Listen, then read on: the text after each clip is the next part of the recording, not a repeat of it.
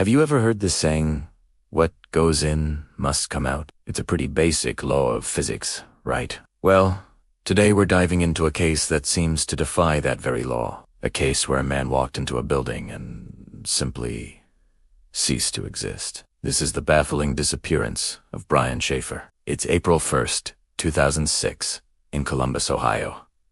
The city is buzzing with the start of spring break. Brian Shaffer, a bright 27-year-old medical student at Ohio State University, is ready to celebrate. He's just finished his exams, and life is looking good. He's got a loving girlfriend, also a med student, and they're planning a trip to Miami. Life is on track. That night, Brian decides to hit the town with his friend, William Clint Florence. They start their bar crawl, and eventually, around 1:15 a.m., they make their way to a popular spot in the South Campus Gateway complex.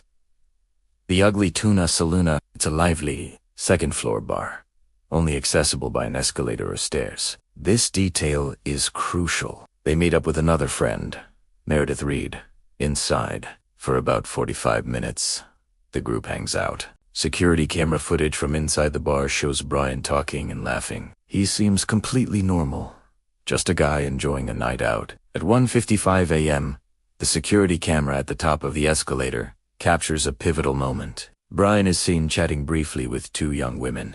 Then he turns, smiles, and walks back into the bar. That grainy, black and white image is the last confirmed sighting of Brian Shaffer. The bar's last call is at 2 a.m. As the lights come on and the crowd starts to thin out, Clint and Meredith wait for Brian near the escalator, ready to go home, but he doesn't show up. They try calling his cell phone. No answer. Figuring he might have slipped out without telling them and walked back to his nearby apartment, they decide to leave. It's not until the next day, and then the day after, when Brian misses his flight to Miami with his girlfriend, that the real panic sets in. A missing person report is filed. Now, this is where the story goes from a simple missing person case to a truly inexplicable mystery. The police investigation begins, and their first logical step is to review the security footage from the Ugly Tuna Saloona. The bar has only one public entrance and exit: the escalator. There's also a service door that opens into a chaotic construction site, but police were told it was not typically used by patrons. The cameras cover every way in and out. Investigators meticulously comb through hours of footage. They see Brian enter at 1:15 a.m. They see him re-enter at 1:55 a.m., but they never, ever see him leave. They check the footage from every other camera in the complex.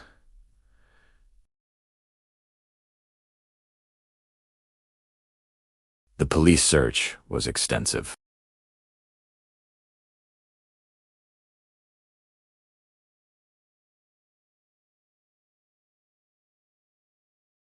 They checked dumpsters, manholes, and the nearby Alentangi River. Absolutely nothing. Not a single trace of Brian Shaffer was found. Everyone who was in the bar that night was questioned. His friends, Clint and Meredith, were interviewed extensively. Clint even took a polygraph test, which authorities said was inconclusive. The two women Brian was last seen talking to were identified and questioned, but they offered no new information. It was a dead end. One of the most haunting details of this case involves Brian's cell phone. 4 months after his disappearance, his phone would ring and go straight to voicemail every time his family and friends called. But then, one night in September, 6 months after he vanished, his girlfriend's phone rang. It was a call from Brian's phone. The call lasted only a few seconds and was just static. But for a brief, hopeful moment, it seemed like a breakthrough. The call was traced to a cell tower in Hilliard, a suburb about 14 miles from the bar. It was the first and only piece of potential evidence since the night he disappeared, but it led nowhere. Was it a technical glitch? Did someone find the phone and accidentally dial? Or was it Brian trying to make contact? We'll likely never know. After that, the phone was either turned off or the battery died for good. Years turned into a decade. Brian's case grew cold. His father, Randy Shaffer, never gave up hope, consulting psychics and following every lead, no matter how small. Tragically, just 2 years after Brian disappeared, Randy was killed in a freak accident when a tree fell on him during a storm. Brian's mother had passed away from cancer just before he vanished. The family was shattered by loss, leaving his younger brother as the only one left to seek answers. In 2008, the Ugly Tuna Saloona was permanently closed and later demolished. If any evidence had been hidden within its walls, it's now gone forever. So, what happened to Brian Shaffer? The theories are endless.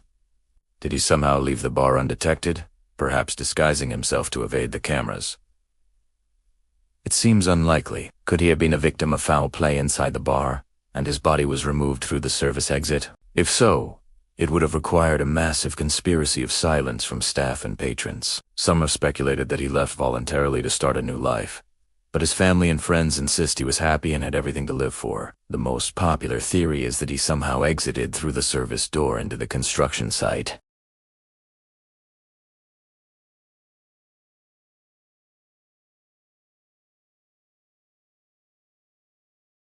The disappearance of Brian Shaffer remains one of the most perplexing, unsolved mysteries of the 21st century. It's a real-life locked room puzzle. A man walks into a bar, is seen by dozens of people and multiple cameras, and then simply vanishes without a trace from a building with only one monitored exit. This isn't a story from a movie. This happened in Columbus, Ohio. It makes you wonder what other impossible stories are out there. What do you think happened to Brian? Let me know your theories in the comments below. Thanks for watching. And if you found this case as fascinating as I do, be sure to like and subscribe for more deep dives into the unknown.